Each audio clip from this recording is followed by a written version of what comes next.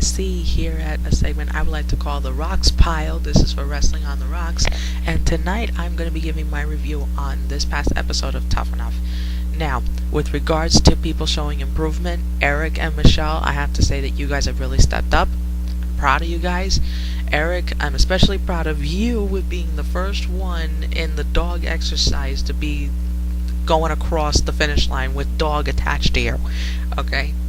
Excellent work. And I have to say, Jeremiah, you surprised the hell out of me when you wound up running still from start to finish with dog attached to you across the finish line. So big props to you on that.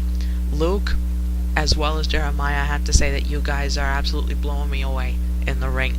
Martin, you have been really showing a lot of promise, and I will be keeping my eye on you. Now, with regards to the bottom three that were in this week's episode, Rima, Ryan, and Matt. Matt, I'm sorry, but you know what? You really did deserve the axe this episode. I have to say that you have what it takes. I see it in you. You have that ability, especially with being in the industry for 9 years already in the independents. But you know what? Again, in a previous segment that I did, you have to have the Holy Trinity with regards to becoming a wrestler, and that is the look, the ability, and the charisma. You have that ability. We all see it. You can develop the look. However, you were not showing the charisma. Trish gave you a chance, and you let Luke steal the show. You can't sit back and wait for that moment that's right for you.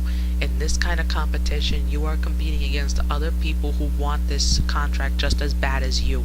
You need to set yourself apart from the pack, as Stone Cold said to you before. And with regards to that, again, the worst thing that you could ever hear when performing in the ring is crickets. You need to have the audience be able to either boo or cheer you. And that comes with a character or persona, alter ego, whatever you want to call it. And with that comes your rising success, because the industry, especially WWE, they need to know what they could do with you as a face or a heel. And you need to maintain that persona when you get into the ring to when you go out, because that's how the audience is going to identify you. And I see no identification with you, and it's a real shame. But you know what? I know for a fact that we're not going to see the last of you, because you have that ability. Someone is bound to pick you up, and we will see you again. And I just really hope Ryan, I don't know what in the world has Bill having it out for you, but in my opinion, you need to show a little bit more assertiveness when it comes down to him, because again, this is a kill or be killed situation that you're in, as well as everyone else. Again, you're in a competition where you have people who want it just as bad as you, and you really need to show that you're not going to take bullshit, whether it be from one of your fellow contestants or one of the trainers. You need to have everyone know that you are not to be taken for granted, you are not to be underestimated, and that you're not there to be a doormat to jokes. If you can take a joke, fine, because you know what? I can guarantee it's at one point it is like college with regards to a fraternity. There is going to be hazing when it comes down to the new people. And if you can take a joke, then fine, you can take a joke. But you also need they also need to know where the line is drawn. And I think the line should have been drawn when Bill gave you the nickname Skidmark. So I'm just hoping that in the weeks to follow, you show a bit more assertiveness, because I can tell you this much.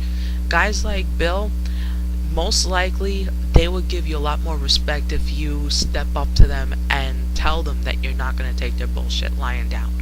Because if you do that, that shows that you're man enough to stand up for yourself.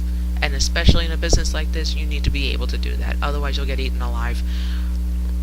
And Rima, again, those comments that you made, well, that question that you asked John Cena, there's a time and a place for everything.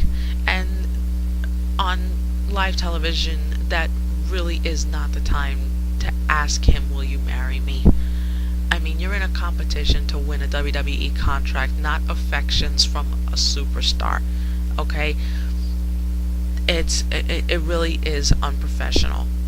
And I hope that I don't see that again, because that just people are not going to take you seriously if you do that again. I understand being starstruck is one thing, but off camera is when those kind of comments, or compliments and flirtations can possibly happen. But on live television, no. People are going to assume that you're going to be sleeping your way to the top, and that's not what you are. Break away from that, because you're more than that, just like you're more than Miss USA. Anyways, that's my opinion. And next week, who knows who's going to be left? Who knows who's going to be eliminated? So, to find out, watch Monday night, 8 o'clock, USA. I'm BC from NYC, here at the Rocks Pile, and I'll catch you guys later.